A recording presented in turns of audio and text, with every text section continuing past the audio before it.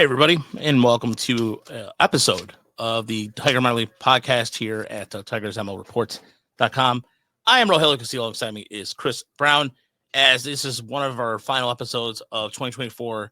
As what we're going to do is take our tool series, actually going to put them together as one series of podcasts that we'll probably be dropping here for the new year. So as the year ends, we'll drop an audio format as well. We've put them on our YouTube channel for your consumption, so that way you can kind of get the video aspect of it, because there is a lot of video to it. We're going to be recording the off speed and the breaking ball one as well, so that be on the lookout for that. And perhaps we're gonna, I think maybe do a best of 2024. We're not 100% about that yet, but either way, wanted to get together because there's been a lot going on, a little things. The Tigers have made a lot of little minor moves. Everybody else in baseball has been doing a lot of bigger things. And we're waiting to hear back on some interview requests. But in the meantime, USA Today dropped the list and put the Tigers as the number one farm system according to MLB, according to the gentleman's name by the name of John. What was his name again, Chris? I imagine it's pronounced Heffling, although it's spelled like Hofling. Yeah. So make of that what you will. Yeah. And so we did a poll on our YouTube channel. You can vote on it. And basically, it's been about 40. Let me double check on the current state of the poll. But it was interesting, some of the reaction on YouTube to a lot of on Twitter, where it was kind of like, well, I don't know about that. Because based off the fact that the Tigers, I mean, it could be, there's two ways to look at it. It could be the harbinger of good things to come, based off the Tigers' run in the playoffs this year. I don't know, Chris. I mean, we've talked about this before. List or list, correct? I mean, even our list is a list. Yeah, it's you've got various categories of lists too, where the industry standard has always kind of been Baseball America's top 100, but MLB Pipeline does their own top 100. Fangraphs has the most sort of they kind of explain their methodology better than anybody else, where they have ratings for every single player, and then they kind of go in order. But yeah, lists are lists. We always talk that the main things to consider is that this just a snapshot in time. Tigers have the number one farm system right now. What if they go out and trade Jackson Jobe and Max Clark for Vladimir Guerrero Jr.? They no longer have the top farm system, but do people care? Right? Like it's just a fun thing to talk about. And it is something that we talk about a lot because we make our own lists. But I've got some issues with this list. We can discuss later, or we can discuss now. We'll discuss that later, because I do want to go into one of the things that, as far as like people sometimes will say about us in general, is that we tend to be objective. I like the way we're objective when it comes to the Tigers. We have had, we're beyond grateful for the access we've been given by the farm system, by the team, and what have you. But we call it the way we see it. And I went back, so I decided to kind of look back and go, how far has this farm system has come along? I mean, if you look at some of the names that,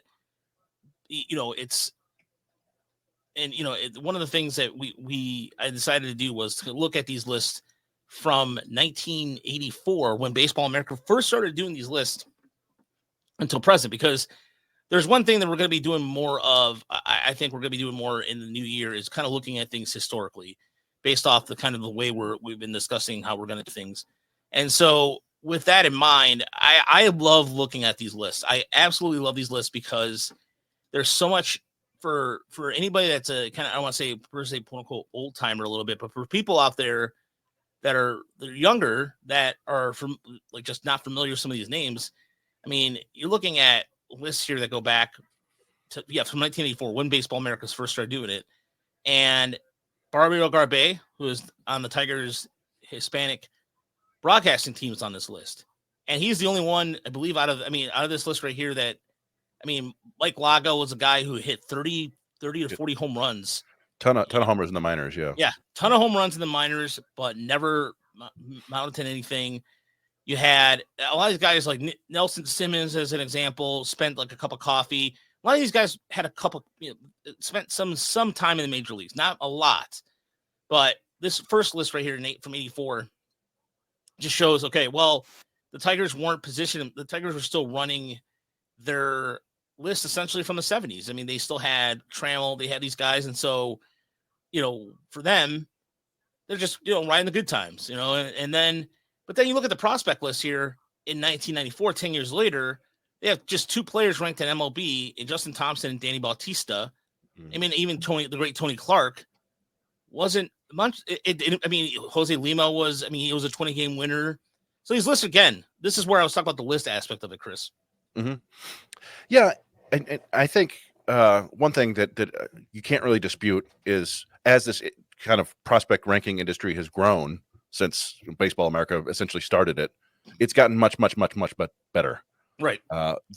And that's through no fault of anybody, back in the day. They basically just had to go off stats for the most part. And we've learned in the last few decades that minor league stats don't always mean anything, depending on the hitting environments, the league environments. And some guys just have the ability to dominate in the minors or at a certain level in the minors, but can't make that next step up. So there's a lot more scouting that goes into it now for most lists. And it's much better now, but it is fun to look back and see, well, these were the guys who were, rated rookies or whatever, top prospects that you'd see on your old baseball cards in the late 80s and early 90s, and what was thought of them and then what became of them. And you could see, even going to the 2004 list, there were some names on there, but the best player on that list was what, 8th or 9th? Yeah. I mean, look at like, you look at 2004. Look at 2004 for a second here. Joel Zumaya, ranked 3rd best prospect in the system, was number 11. Kyle Sleeve never saw a day above AA. I mean, I look at Kenny Ball. For those who have listened to the show from our olden days for a while, we've always made jokes about anybody from Rice University, a pitcher. You don't draft a pitcher from Rice University because their arm's going to fall off. Mm-hmm. Example: Scott Moore, who they drafted out of high school, 8th overall pick. I mean, you look at some of the pressure that are. I mean, here's another one. Here's the 1994 list is, to me, particularly fascinating. You wonder why those teams in the 90s were so bad. I mean, look at this. You got outside of Tony Clark, you got nothing from Matt Brunson, who never above high A. He was a 9th pick overall. You have, I know it's easy to play armchair quarterback, and that's not exactly what I'm doing here. It sounds like I am, but just showing the proof. Like, Chris Gomez was actually serviceable for a few years. Yeah. I mean, he was the heir apparent to Alan Trammell, but Lima was an example of the scouting, and I forgot the gentleman's name who scouted him and Bobby Higginson. But that was just good scouting right there. The scouting was everything here, and not to say scouting is now, Chris, but it was much more valued in this setting. Yeah, and what people valued was different back then, right? Like Danny Bautista was probably, he's going to play big league shortstop, and not so much.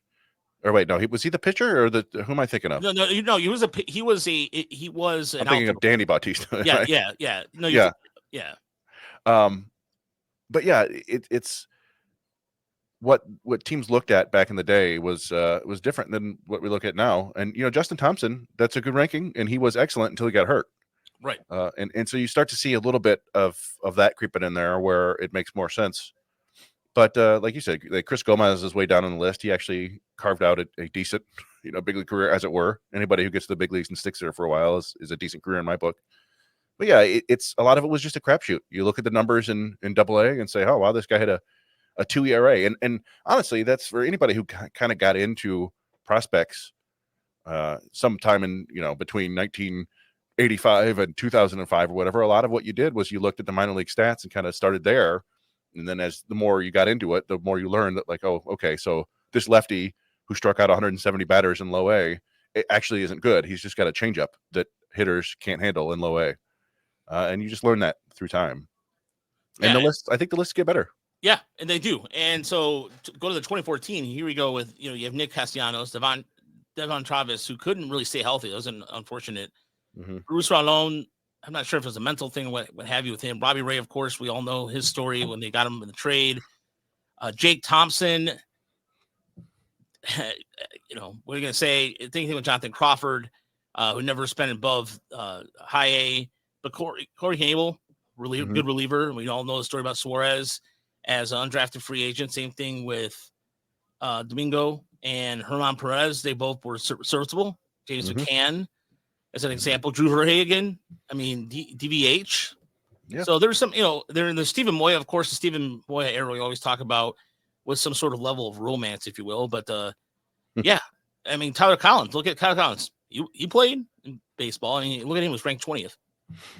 Yeah, as you mentioned, Robbie Ray won a Cy Young. James McCann made an All-Star game. That was not the strongest era of Tigers farm systems, right? But in some regards, they were kind of underrated. But that's just the way that they, Dombrowski used those farm systems, was basically just to add talent to the big league level, and he did.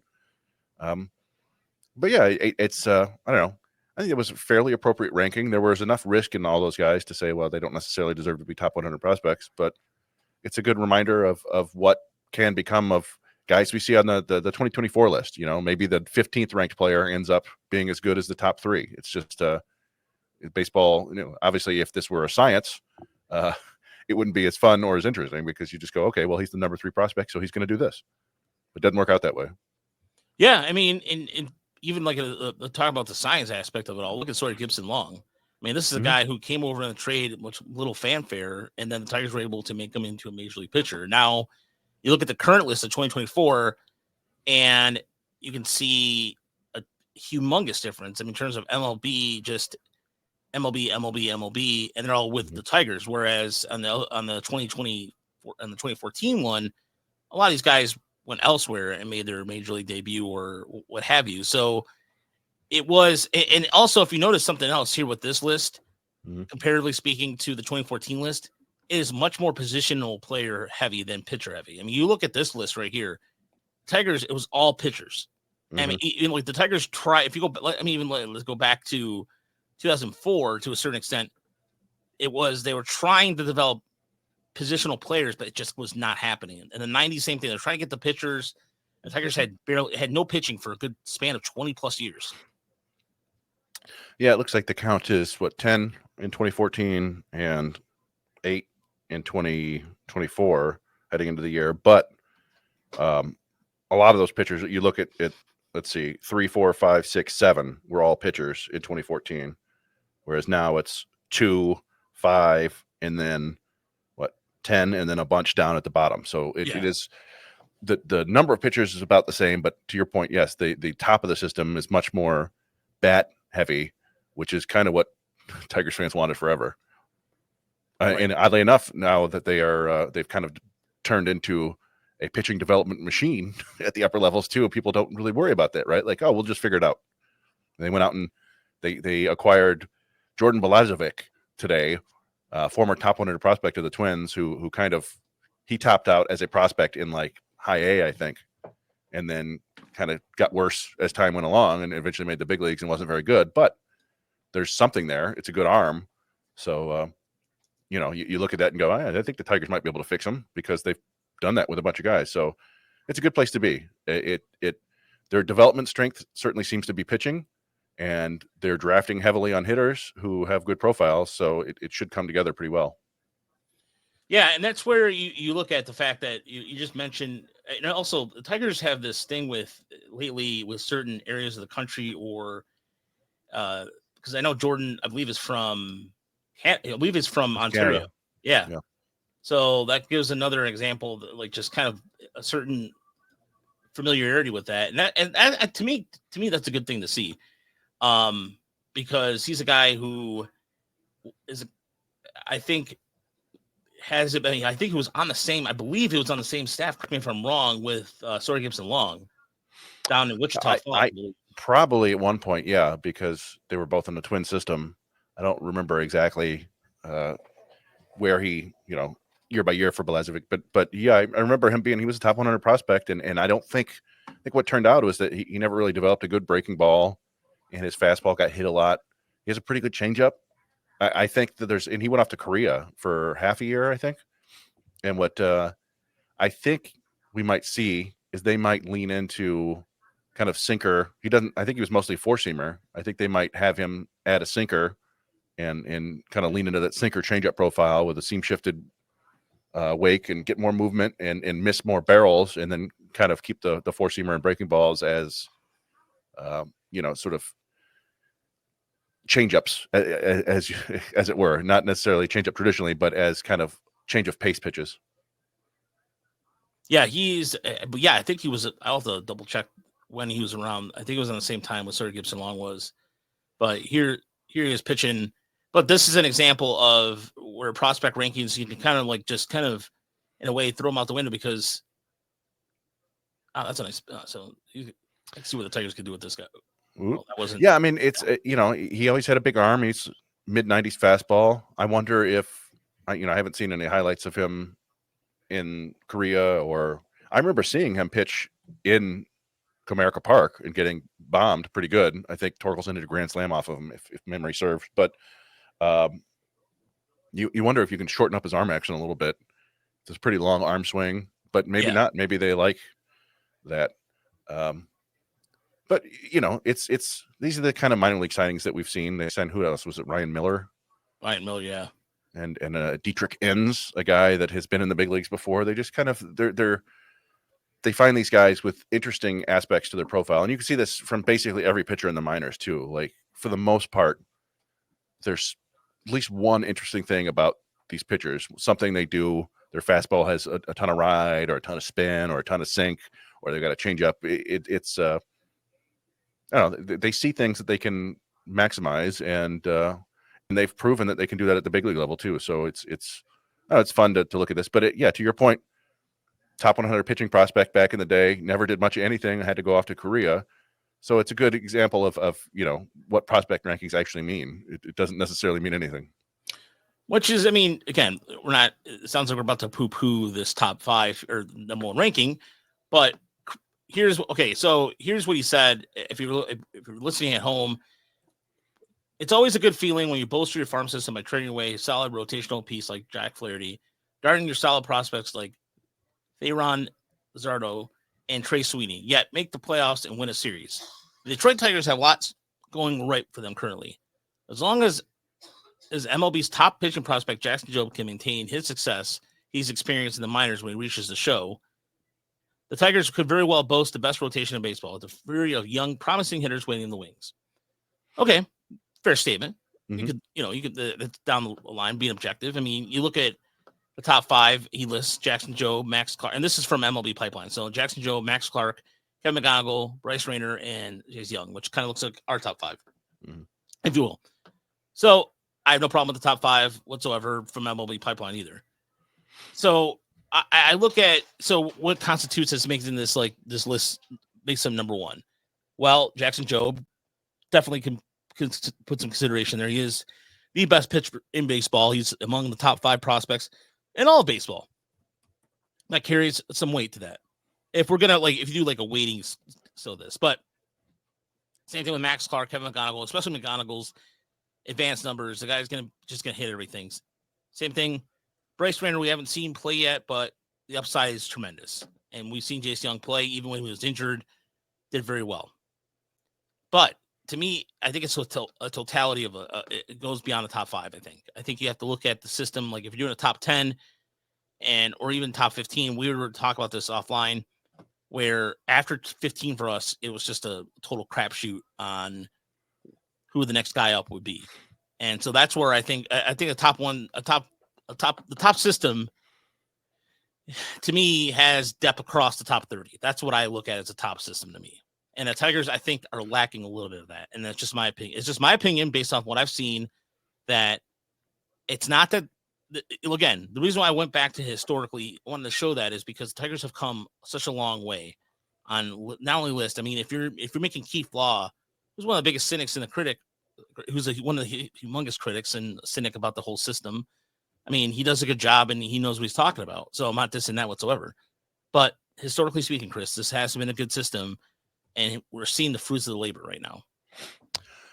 Yeah, no, and I think I don't think you'll see many people who will have the system outside of the top 10 in baseball because of that's high upside talent and the top 100 talent.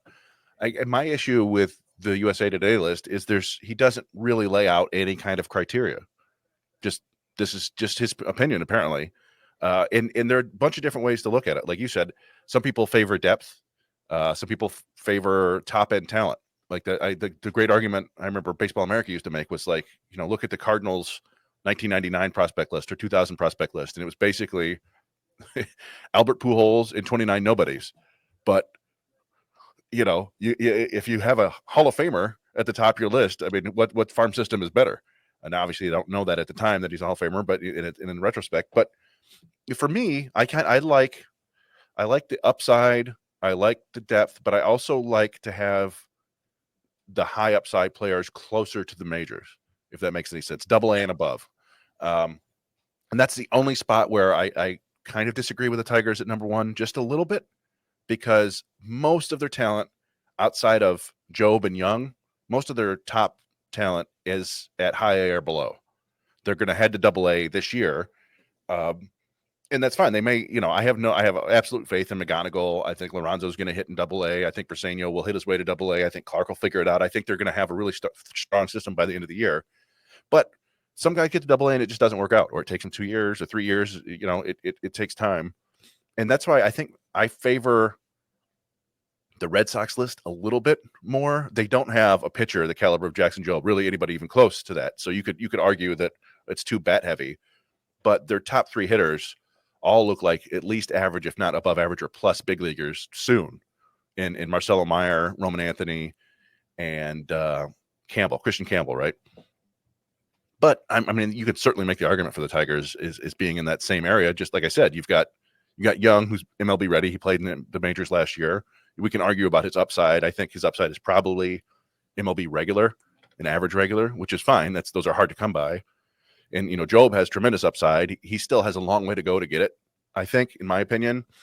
And that's one of the things when you talk about earlier about us being objective is I almost lean into over accentuating the things that players need to work on, because the big leagues is so hard. And I don't want to ever get caught like overlooking that stuff. You go back a decade or so, and Matt Manning looks like he's one of the top pitching prospects in baseball, wins the pitcher of the year in the Double A Eastern League. Then he gets to Triple A and then the majors, and you know what? Doesn't have actual out pitches. It's his fastball and his curveball worked against Double A, didn't work at High A, has been trying to find other pitches ever since, and just hasn't worked out. And so I like to point out the things that guys need to work on, because sometimes it's a huge leap to succeed in the majors, and certain things we agree that are just going to translate. Like we always thought Colt Keith was going to hit at every level. He would adjust and eventually do it. And we think he's going to continue to get better for at least a few more years in the big leagues. Same with Riley Green. I feel the same way about Kevin McGonigal. I think he's always going to hit. But everybody else in the list, I have some question marks about. And so, but again, we focus only on this list. So I may be overly negative about the Tigers just because we focus so heavily on them, and I'm not looking at all the flaws of every other prospect in every other system. Yeah, I mean, you mentioned Boston for a second. Boston just had a trade with the White Sox, and their top 3 of Anthony, Meyer, and Campbell is just as good as anybody else. I mean, that's a really strong top 3. Again, with even the bats, it's not even including the likes of, because after that, they are similar to the Tigers in the sense that they have 3 bats are very close. But then after that, with Arias and Cepetis, it's all A bats, and I think it's similar with the Tigers style. And then there's you look at Baltimore. I mean, I'm sure Oriole fans were, what about us? Because Baltimore's been having this really good farm system with Mayo. You have Samuel Basilio and Vance Honeycutt. Enrique Bradfield Jr., you can also swamp out 3 or 4 or swap out for the 3rd spot. So Baltimore is also really positional heavy. So maybe that's why, I mean, I like to think Jackson Jobe is better than Chase McDermott, who is top 5 for the Orioles. But then I look at a system like the Marlins, for example, who just got, they just did that trade with Philly, and they just got Sterling Caba, but they also have the likes of, but for them though, they have 2 players who are kind of far away, Noble Meyer and Thomas White. And that's a team that's also very pitching heavy, that have been producing pitchers now for essentially other teams at this point though. Yeah. And part of this, we like the guys at MLB Pipeline. They've been on our show before. We like what they do. I guess the way I would describe them is the most conservative / least reactive of any of the top 100 lists. And that's not necessarily a bad thing, but they often they will cling on to a player's draft ranking or their own, because they do the draft rankings themselves too. They will hold on to that or their college ranking and all that stuff for a lot longer than other teams do. And they don't make the adjustments. So you'll see, like, we got to see Noblemeyer pitch this year, and he got up to high A, and he was not ready for that level. And I mean, the talent is still there, and he's still young enough, so you don't want to ding him too much. But I don't think I'd have him that high for the Marlins. I don't think I certainly would not have Vance Honeycutt that high for the Orioles. He's a crazy tooled up guy who could probably, be a plus defender at the big league level in center field. And so I suppose there's a solid floor there, but he's a guy that struck out at a rate that I don't think any first round pick has ever struck out. I think he struck out more than any other first round pick ever. And I don't even know. Yeah, I think he lasted the second round because of that, right? I don't know. No, his first rounder, 22nd overall. His college strikeout rate was like 30%. And you just have never seen a guy like that succeed in the big leagues. Maybe the Orioles can figure it out. He's got all the tools, but again, this is all rankings come down to personal preferences, and that's not a preference of mine for a prospect. It's kind of Jacoby Jones-esque, right? And maybe that works out. And Jones had a decent big league career, had flashes at times, but it's not the sort of guy that I would want number 3 in my system. Yeah, especially when it was interesting when they drafted him. He cut down his strikeout rate from his sophomore year to his junior year, but I mean, he went back up to, like, I believe it was like 27%, something like that. So he was a guy who struck out at 30% rate in his freshman year. And we've talked about this a little bit. If a guy's got a good eye, he has a good eye regardless of where he's at. If he, for example, Ken McGonigal has always been a guy with low strikeout rates no matter where he's went. But if a guy, you can change these things, and like we've seen the case with Gage Workman, who now comes in number 5 on the Cubs farm system, which, for him being a Rule 5, that's saying something. That's actually shocking to me because I thought the Cubs system was a little deeper, but I digress. Either way, go ahead, Chris. Where was he listed as number 5? Is that on this? Was it on this list? You told me he was number 5? No, I thought he was 20 on Fangraphs list. Oh, my mistake. Okay. And let me see, because I thought he was. Yeah, I don't see him on here, but I think Workman is a good comparison for a Honeycutt, actually, because they're both, all these secondary tools just jump off the page. But if you can't hit, there's only so much you can do in the big leagues, right? And if you can't hit at all, it's tough. It's tough out there. There are guys who kind of have made that work throughout their career by barely being able to hit, like Jake Marisnick, for example.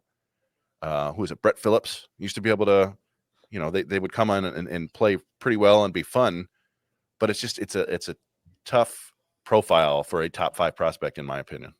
Yeah. So what do you think? We're going to ask, we did a poll out there, but let us know in the comments section below. Let us know what you think about the list. If it's something that we're celebrating, it is, to me, to a certain degree.